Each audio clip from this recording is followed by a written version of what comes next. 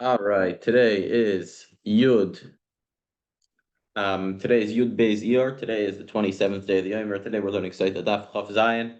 Today we're gonna Be'ezras Hashem Yisbarich finish Perek Arusa. We're gonna begin Perek Keshem, and we left off last time on Chavav Amud Beis on the last line of the Amud. Amar Shmuel. Ready? Let's do it. Amar Shmuel says Shmuel Yisa Adam Duma. Turning to Daf Chaf Zayin, a man should marry a Duma. So the way it works is like this. The Torah says in Parshas Kiseitze that a Jewish person is not able to marry a mamzer. A Jewish girl is not able to marry a mamzeres. A mamzer is someone that was born from a illicit relation. Any one of the 21 aroyas that the Torah mentions in Parshas Achrei Mos, which are mainly relatives or people that married their relatives. So if a man has a relation with any of those women, or if the woman, either way, right, a man who has a relation with one of those relatives, so the children from that marriage or from that cohabitation are mamzerim. A mamzer is a bastard in English, and they're not allowed to marry a regular Jew. So Shmuel says like this: Yisadam Duma, a man should marry the woman who she herself has a bad reputation of being a immoral woman.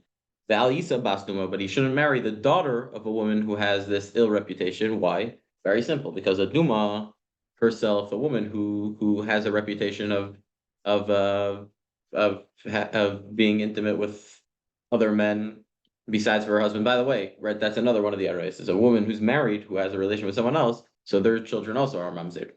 So the woman who's the daughter, the woman herself doesn't become a mamzeres. The children that she has from that relation are mamzeres.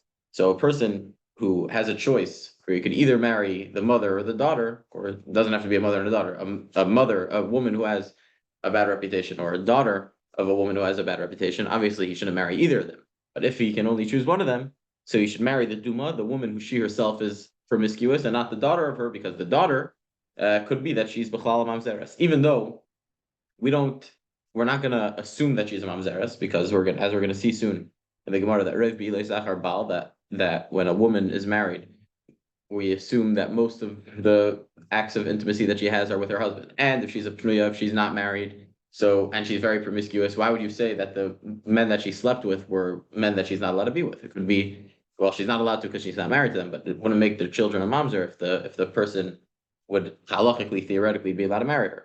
So, but still, by way of caution, since it's all a chumrah, on the letter of the law, you could marry both of them. But Shmuel says that it's better, if you have a choice, to marry the Duma herself, the one who's acting promiscuous, than the daughter of her, because she might be a mamzeres. Shazoi, because this one, the Duma is ba mitipuk sheira, comes from a pure seed, from a kosher seed, because there's no reason to suspect her parents of anything. Vizoi, and the Bas Duma, the woman who we know that her mother acted promiscuous, or at least it's rumored, ba mitipuk psula, comes from a pasla seed. Rabbi Yochanan argues with Shmuel. There's another machlokes Shmuel and Rabbi Yochanan, and I think we're gonna have another one soon. So another machlokes Shmuel and Rabbi Yochanan. Rabbi Yochanan Amar Yisa Adam Bas Duma Val Yisa Duma. He says no, you should marry the daughter of the promiscuous woman, and you shouldn't marry the woman herself. Why? Very simple. Because the Bas Duma, the Bas Duma is now living in a state of a chazaka. There's no reason to suspect her of anything. She's a kosher woman. But the Duma herself, the woman who's acting promiscuous, doesn't have a chazaka of kashrus. What Shmuel's trying to say is that both of them, there's no halachic problem. Really, bottom line halacha, there's no problem to marry a Duma or a Bas Duma, because it's just rumors, and rumors are not proof for anything. And even if there was proof that she had cheated on her husband, we would assume that the children are kosher, unless you have a clear proof that the children are not kosher. And therefore, he says that since they're both kosher right now, it's better for yourself, a man who's getting married, it's better to marry a woman who's a kosher woman, who there's no rumors about, than to marry a woman who is not, because she might end up cheating on this guy, on the husband. Okay, so we had Shmuel said he should marry the Duma and not the Bas Duma. He should marry the promiscuous woman herself, and Rabbi Yochanan said he should marry the daughter and not the mother. So Meisvei, now we have a Shaila on Rabbi Yochanan. Rabbi Yochanan said that he should marry the Bas Duma. Now we have a brisa that says Noisei Adam Duma. A man should marry a Duma, a woman who has a bad reputation. So who's that? That's clearly that's Shmuel's opinion. Shmuel says that he should marry the Duma, not the Bas Duma. Rabbi Yochanan says he should marry the Bas Duma, not the Duma. Now the Brisa says, Clark, that he should marry a Duma. So Amar Rava says, 1 second, look at the Brisa a little more carefully. Rava is going to refute this Brisa by showing how Milchatchila the Brisa is a corrupted Brisa. The Brisa says that a man should marry a Duma. Would you ever think that a man should look for a Duma for a woman who has a bad reputation in order to marry? Of course not. A man should marry a woman with a good reputation. So the fact that the Brisa says that l'chatchila a man should go out to find a wife and find a girl who has a bad reputation, so obviously it's Ella. It's supposed to read that im nasa, that if the man married this Duma, he's able to keep her. That's what the Brisa means to say. But the Brisa was obviously corrupted because now the Brisa says no Adam Duma. So once the Brisa was corrupted one way, you could say that it's corrupted also the other way. And Tninami Bastuma, you should also amend the Brisa to say that he should marry, that if he got married to a Bastuma, he could keep her. But it's definitely not saying that a man should marry a Duma, and therefore you can't use this Brisa as a proof for either way. And then says the Gemara, V'hilchasa, what's the halacha? The halacha is, Yisel Bas Duma of Al Yisa Duma. A man should marry a Bas Duma, the daughter of a Duma, like Rabbi Yochanan, and he should not marry the woman with bad reputation herself, because if she cheats on him, then she's going to become usher to him, and that is a bad mix. Next. And how do we know this? The Tani of Tachlifa Bar Marava Kamed Rababo, Tachlifa Bar Marava said in the front of Rabbi Abo that he brought a brayta that says that Isha Mizana, if a woman herself is cheating on her husband, Bana Ksherin, her children are kosher.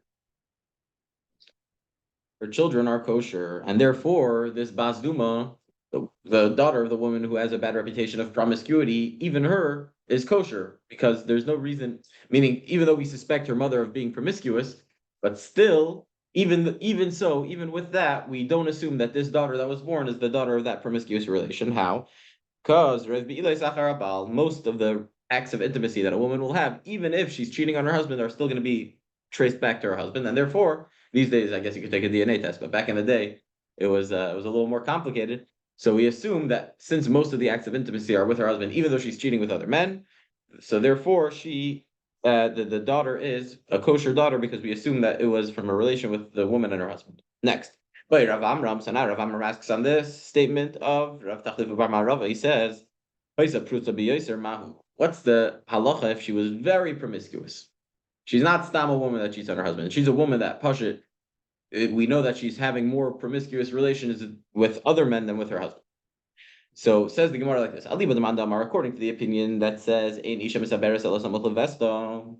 So here we go into Machlekes and Nida Daf Lamed Aleph. Over there's a Machlekes between Rab Ami, between Rabbi Yitzchak and Rabbi Yochanan. Also Rabbi Yochanan. So Rabbi Yitzchak says that a woman only becomes pregnant, or it's most likely to become pregnant from right before her veses, which is her period.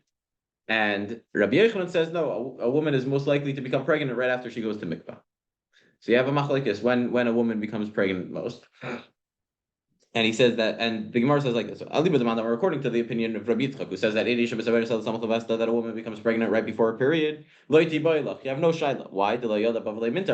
Because since she becomes pregnant right before her period, the husband doesn't know when she's going to get her period. And like Tosfos points out, that it's a woman, we're talking dafka about a woman that doesn't have a set time to that we expect when her period is going to come. It fluctuates more than other women. So a woman who doesn't have a veses kavua, so the husband is never going to know when she's about to have her period, and therefore he's not going to be able to guard her from being with other men. He's going to be able to say, I don't want you to go out tonight. Yeah. So kiti boy. So there, what if the woman doesn't have a veses kavua, and the opinion of Rabbi Yitzchak is, according to the opinion of Rabbi Yitzchak, that she gets pregnant by her period, for sure the daughter of a prutza b'yoser, of a woman that we know is having more relations with other men than her own husband, is going to be a mamzeres, or we could assume that she's a mamzeres. Kiti boylach, where we have the shaila, according to the opinion of Rabbi Yochanan, who says that the woman only becomes pregnant right after she goes to mikvah.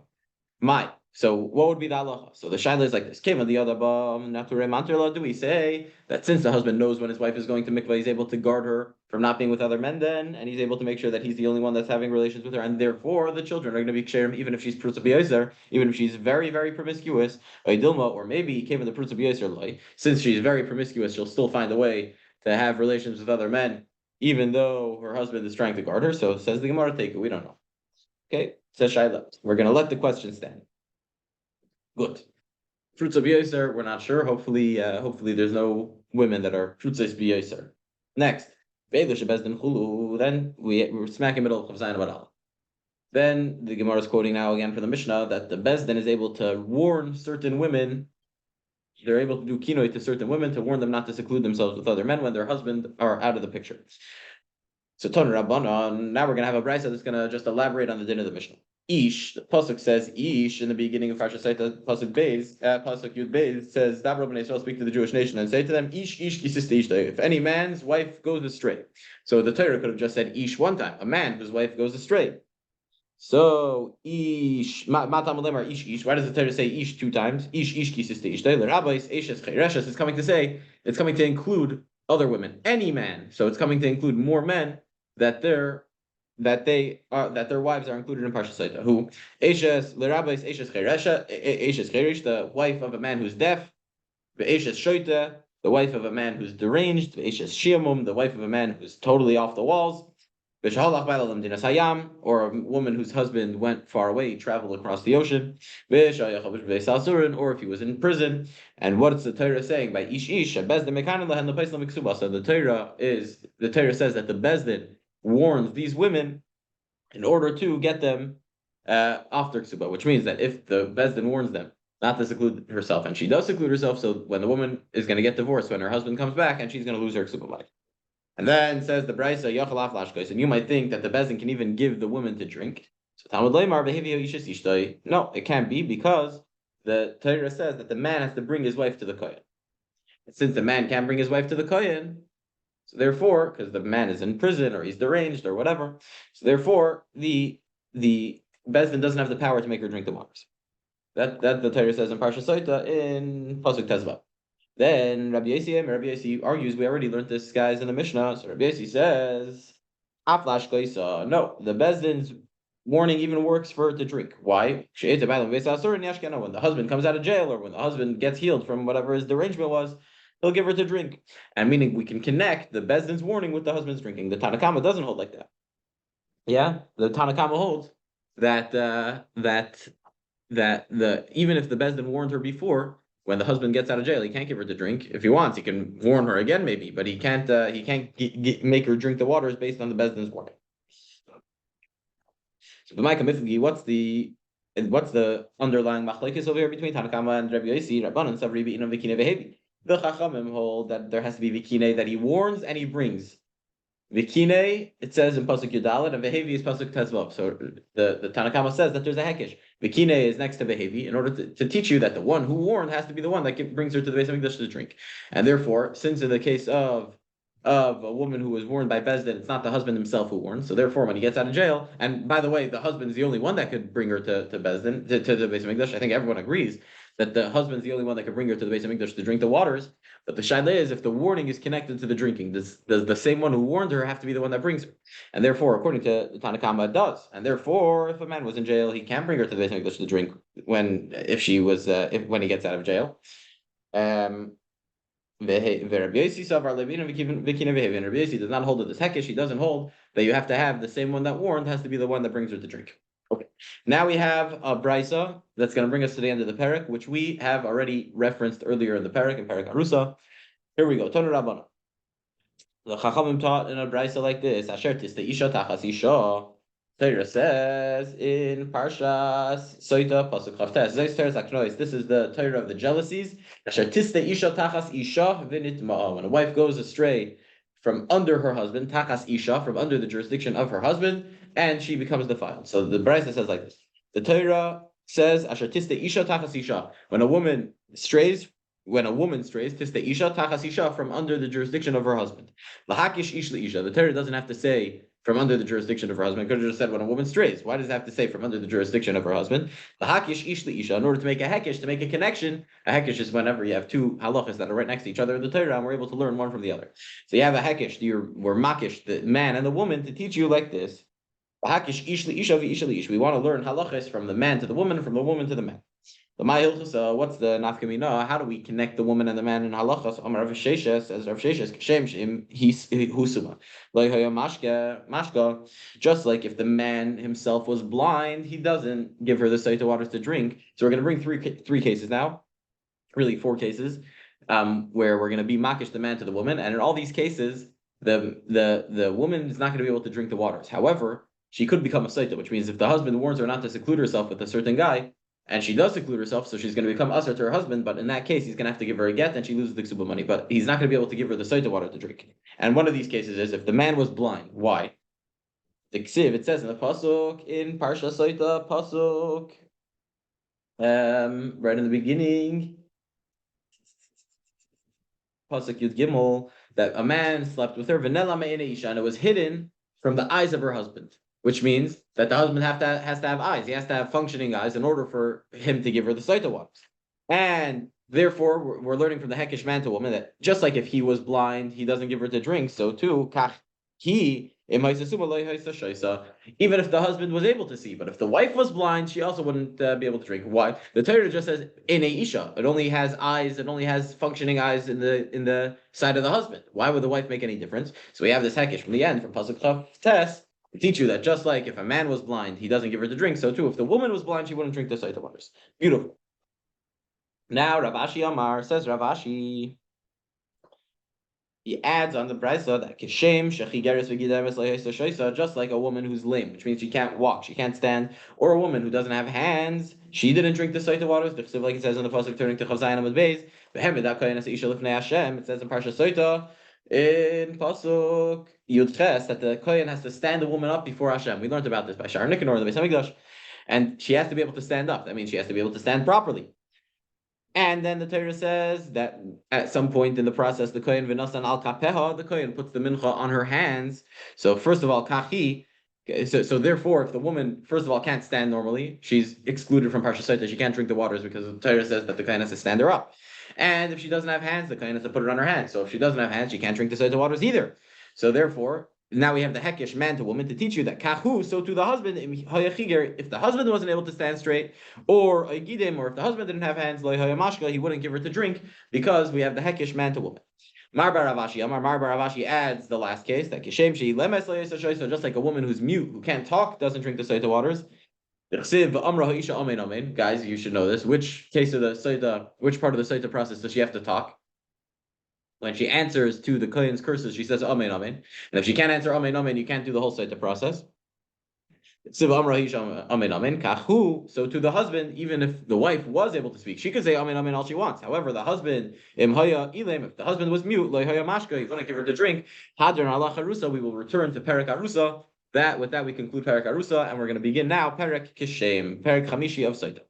So, by way of introduction, Mikey, please come sit down, take a Gemara, open it up. Welcome. Take a seat.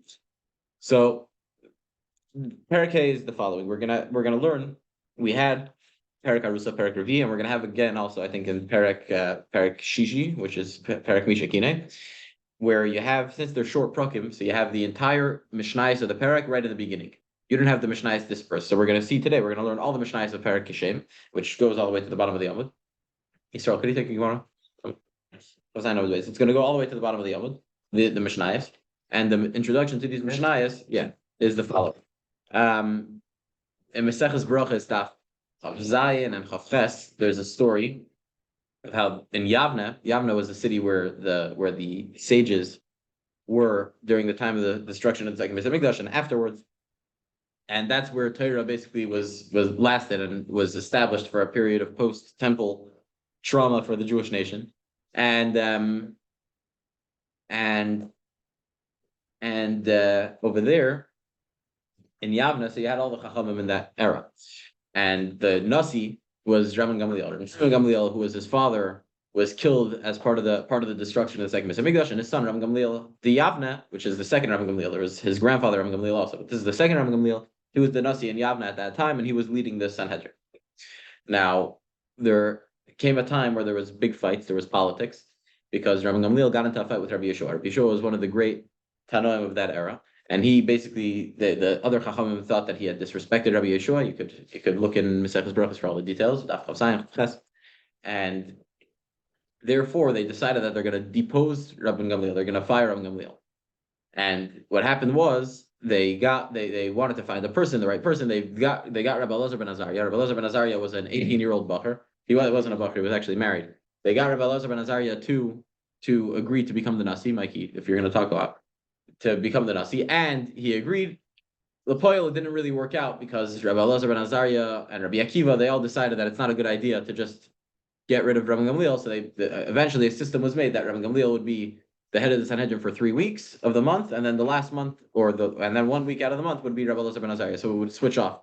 It was a cycle. Now, one of the things that Rabban Gamliel had established is that anyone that doesn't have toiche kibari, which means that his insides are not the same as his outsides, is not a genuine person, is not allowed into the base medrash to learn Torah. That was Rabban Gamliel's thing. The day that they fired Rabban Gamliel, boy bayom, on that day, Rabbi Elazar ben Azariah came in and he said, everyone's allowed into the base medrash, even if the person's insides are not like his outsides, even if he's this genuine person. So therefore, on that day that Rabbi Elazar ben Azariah became the Nasi, there were many, many more benches added. It was either 300 or 400, or maybe 400 or 700. I don't remember. It's machlikas and brachas.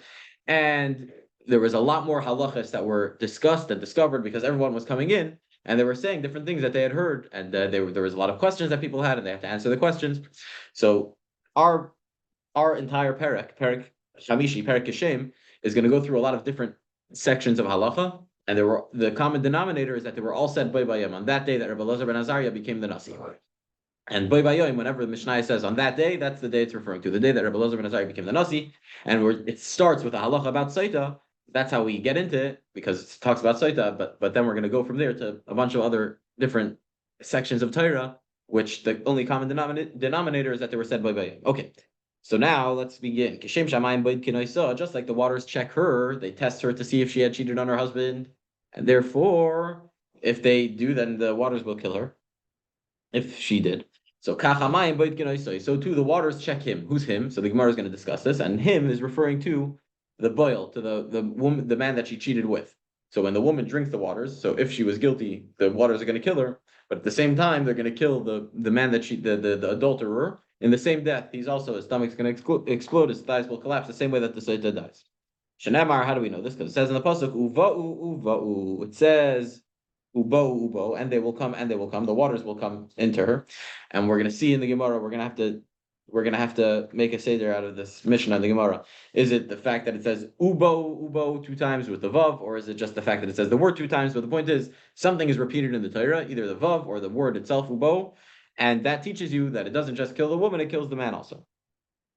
Then says the Mishnah, Kishem she'asur labal, just like she is asur to her husband, right? She secludes herself with this guy.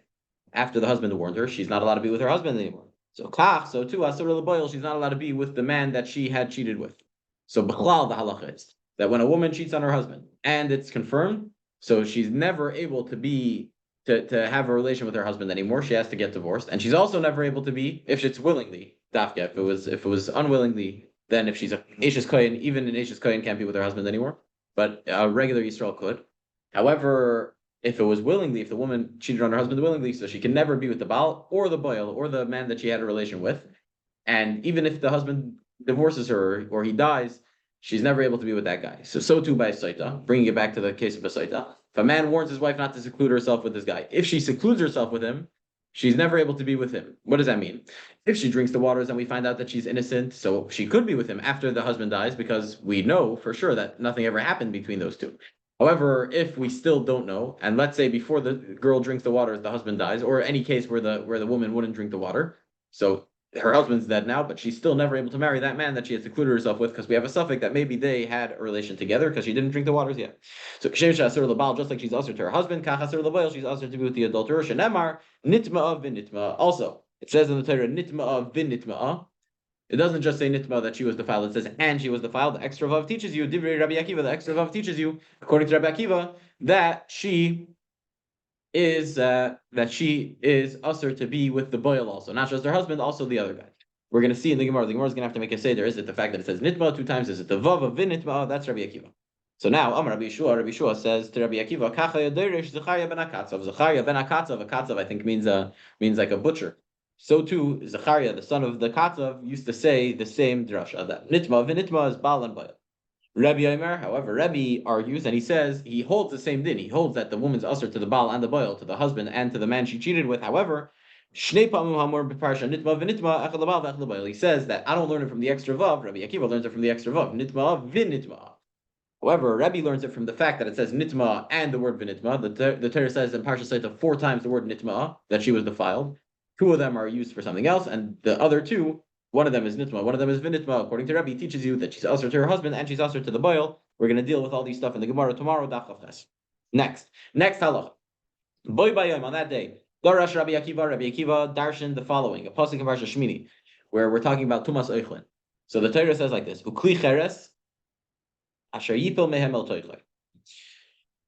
So the way it works is that when you have tumah, we learned about this in Pesachim, about Risha and Sheni, Shlishi, about different levels of tumah. That when something that's tumah touches something else, if it's Adam and Kalim, if it's a person or if it's a vessel, so you have a source of tumah, which is a sheretz, a nevela, shechvazera, a nida, and etc. And if that touches a person or a vessel, that person or a vessel or food or drinks, they become a Risha, level 1 of tumah. Now, what happens if that touches something else? So, person or a vessel can't become a sheni. So, if a rishon touches a person or a vessel, nothing happens. However, if a person or a vessel touches, or if a rishon touches food or drinks, they can become a sheni. Yeah. So that's already a level down. And a sheni can't make anything into. However, truma we learned could become a shlishi. So, this is what Rabbi Akiva's drasha was. And also, anything that becomes tamei, the way it works is anything that becomes tamei, a vessel, a person, it becomes tamei by touching it. You touch it, it becomes tamei.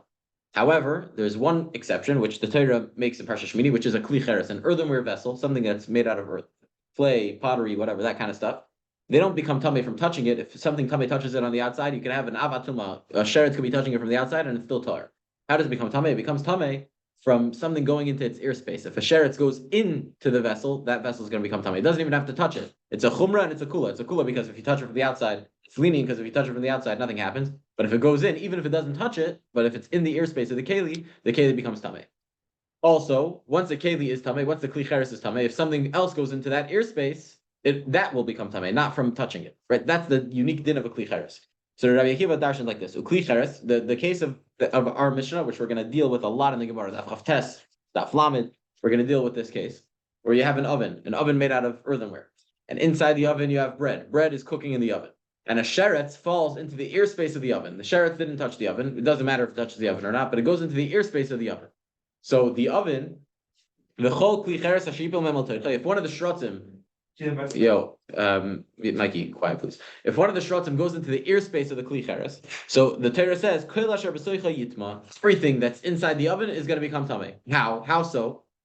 The sheretz, let's say you have bread in the oven, yeah? The sheretz isn't touching the bread, so how is the bread becoming tamei? Guys, use your brains. What did I just say? How is everything in the oven becoming tamei if the sheretz is going into the oven? The sheretz isn't touching anything in the oven. The sheretz is going into the airspace of the oven. In the heat. No. The sheretz goes into the airspace of the oven. Pay attention. This is going to be very important. The sheretz goes into the airspace of the oven, so the oven becomes what? The oven becomes tamei. What level? A rishon. The oven is a keli. The sheretz is an av. The sheretz avatuma goes into the oven becomes a rishon. Now, anything that's inside the oven, besides for the sheretz, is going to become what? Is going to become a sheni. Because since the oven's a rishon, you have bread inside the oven, the bread becomes a sheni because it's inside the oven. So I'm rishon?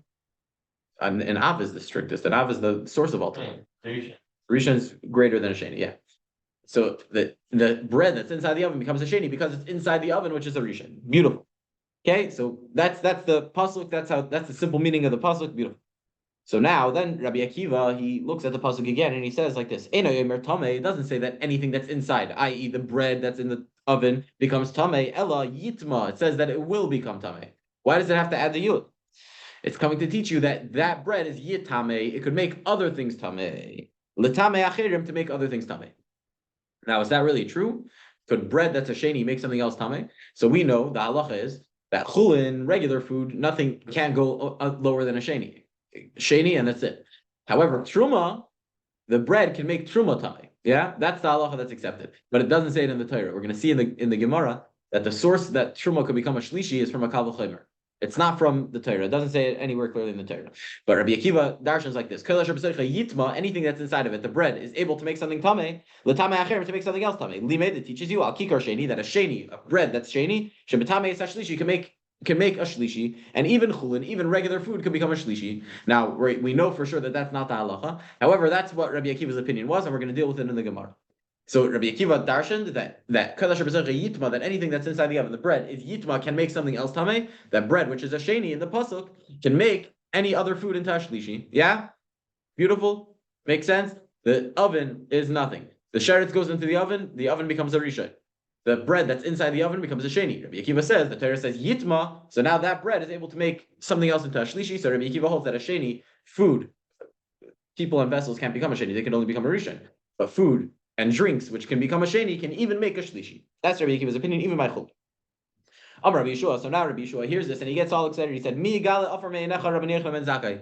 Who could lift the dust out of your eyes, Rabbi Yochanan ben Zakkai? Rabbi Yochanan ben Zakkai was the teacher of all these guys. He was the generation before. He was the one that established the Beis Medrash in Yavna, and he had already passed away. And Rabbi Yeshua says, "Who could revive you right now to hear what Rabbi Akiva just said?" Sha'isa Imar, you used to say you were very scared. Rabbi Yochanan ben Zakkai was very scared, and he would say that in the future there's going to be a generation that's going to be Latar Kikar Shlishi, that's going to purify even truma that becomes a shlishi. They're going to say that truma can't become a shlishi even, which we know that that's not the halacha. Why would they purify it? Because it doesn't have a real pasuk in the Torah. The Torah doesn't say it clearly. It comes from a kal v'chomer, and since it comes from a kal v'chomer, you're able to refute a kal v'chomer. So Rabbi Yochanan ben Zakkai was scared that in the future generations they're going to refute his kal v'chomer, which we're going to learn in Daf Chav Tes, which made a shlishi, which made a truma into a shlishi, which made truma be able to become a shlishi, more susceptible to tumah. However, says Rabbi Yeshua to Rabbi Yochanan ben Zakkai's spirit, he says, your student Rabbi Akiva is maybe like Mikra ben Atayra is bringing a source from the Torah for this halacha that not only Truma could become a shlishi, that even Chulin could become a shlishi. So beautiful. There's no need to be scared anymore, Rabbi Yochanan ben Zakkai, that people are going to refute your opinion that Truma could become a shlishi, because now we know that even a Chulin could become a shlishi.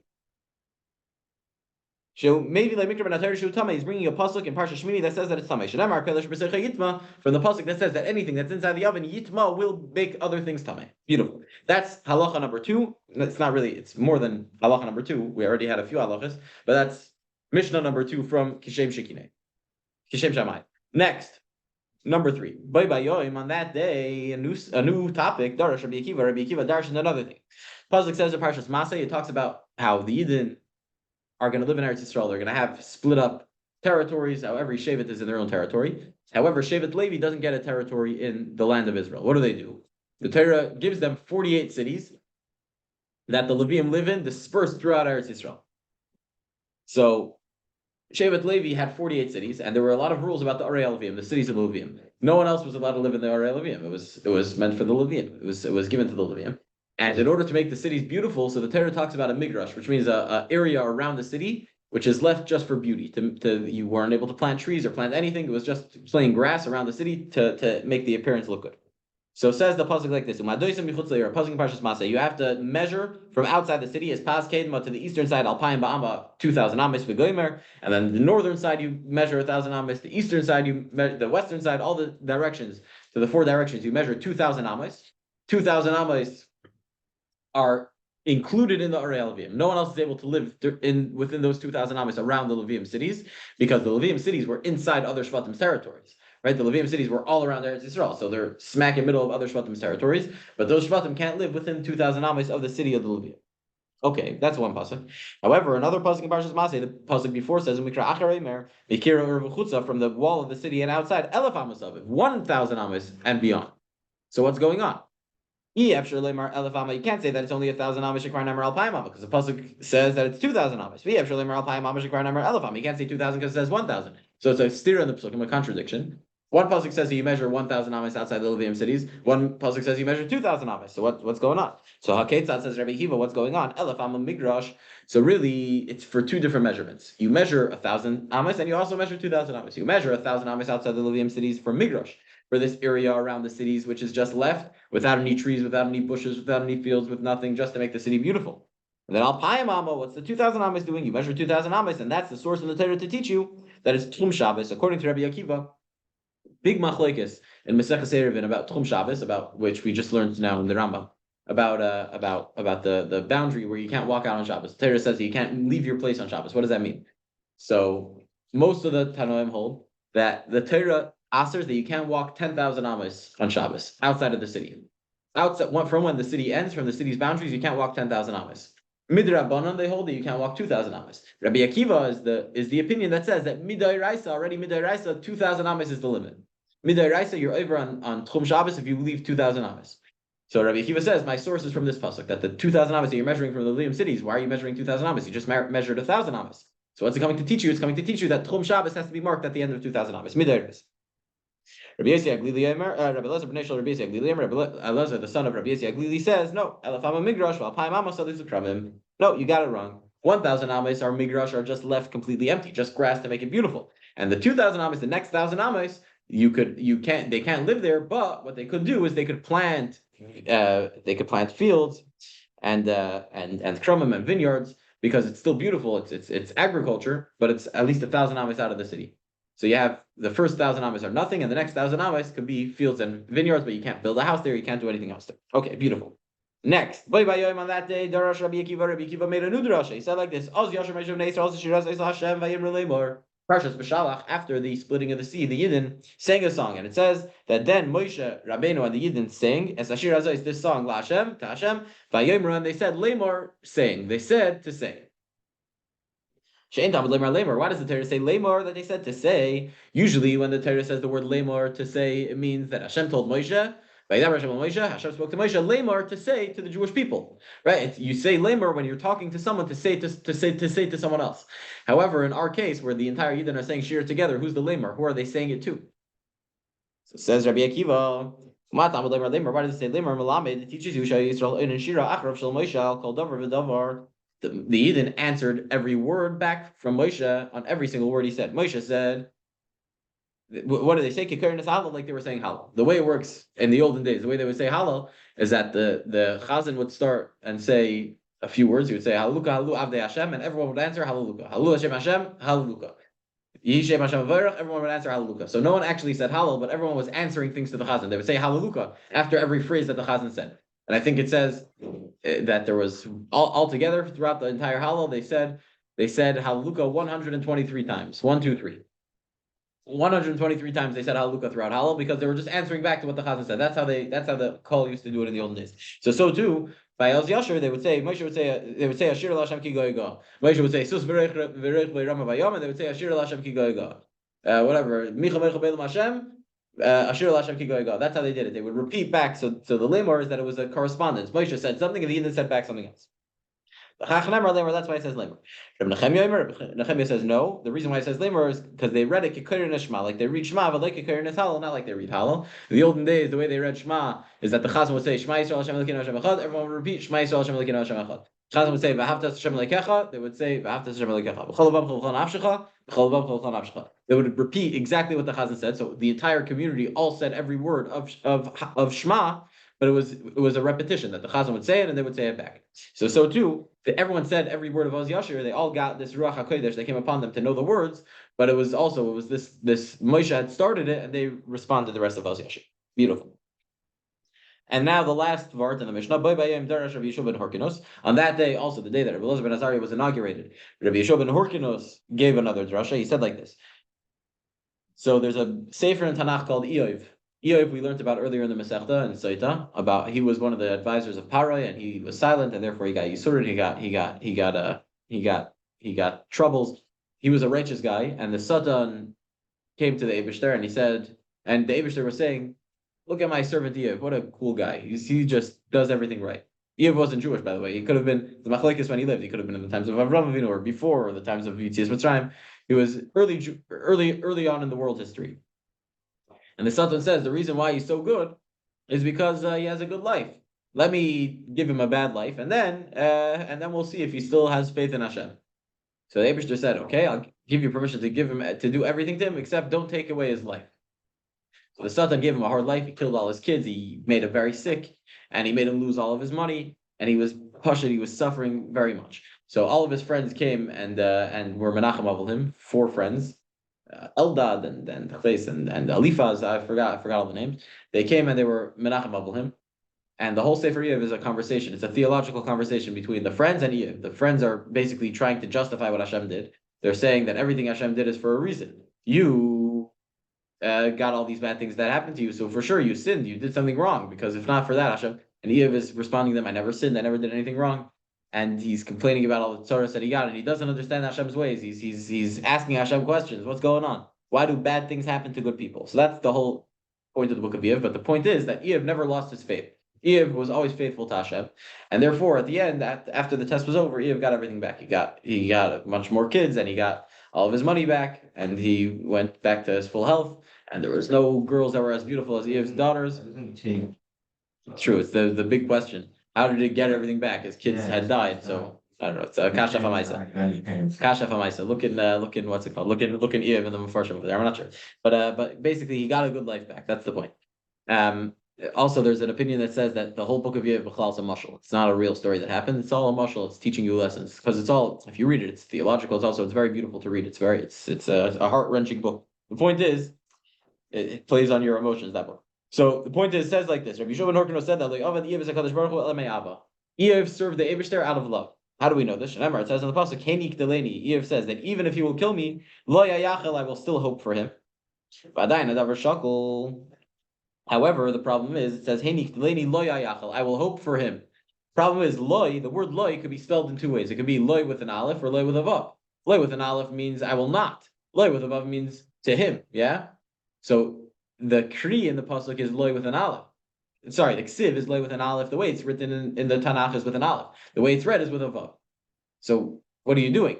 It's two opposite taichin, that I will hope for him or I will not hope for him. So what's going on? That even in death, I'm going to hope for the Eibishter. Or even in death, I won't hope for the Eibishter. Because he doesn't love him that much. So Adayin Adavar Shakul, we don't know. Lo yani mitzapeh, any mitzapeh. It doesn't mean that I do hope for him, that I trust in him, or it doesn't mean that I don't. Talmud Leimar, Adekva lo yaser tumasi mimeni. So we have another pasuk in here that says, until I die, I will never take away my completeness from him. I will never remove my completeness from myself. I'm always going to stay completely trusting in Hashem.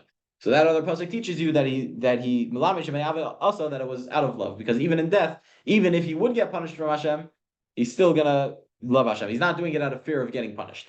That's the point. We're all the way on the bottom. We're 5-6 lines from the bottom of the Amud base. Chavzayin Amud base. Rabbi Yeshua. So now Rabbi Yeshua hears this, and he got all excited. He said, "Mi yigala afar meinecha Rabbi Yochanan ben Zakkai, who could lift the dust out of your eyes, Rabbi Yochanan ben Zakkai?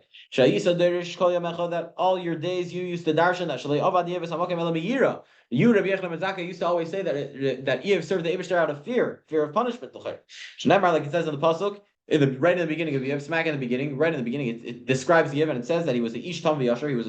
He was a complete and straight going guy. Yirei lekim, he feared Hashem v'sar meira, and he was separated. He departed himself from evil, and it says klar that it's yirei lekim. So Rabbi Yochanan ben Zakkai used to say that he fears Hashem, not that he loves Hashem. But now Yeshua ben Horkinos, who's the Talmud of your Talmud. Yeah, he was the Talmud of Rabbi Akiva, who was really a Talmud of Rabbi Elazar and Rabbi Yeshua, who were Talmudim of Rabbi Yochanan ben Zakkai. But Rabbi Akiva really was still alive, was in the base medrash when Rabbi Yochanan ben Zakkai was still alive. So he's considered also the Talmud of Rabbi Yochanan ben Zakkai. So the Talmud of Rabbi Akiva was the Talmud of Rabbi Yochanan ben Zakkai. Your Talmud's Talmud, Limeid, he taught Shemei Ava also that Eve served the Eibishter out of love. So he said you should be here to witness the day that we bring a proof that that's refuting what you used to say. So that's the end of the Mishnah. We're going to start tomorrow with the Gemara. We're going to deal with all these cases in much detail in the Gemara. Everyone have a great day.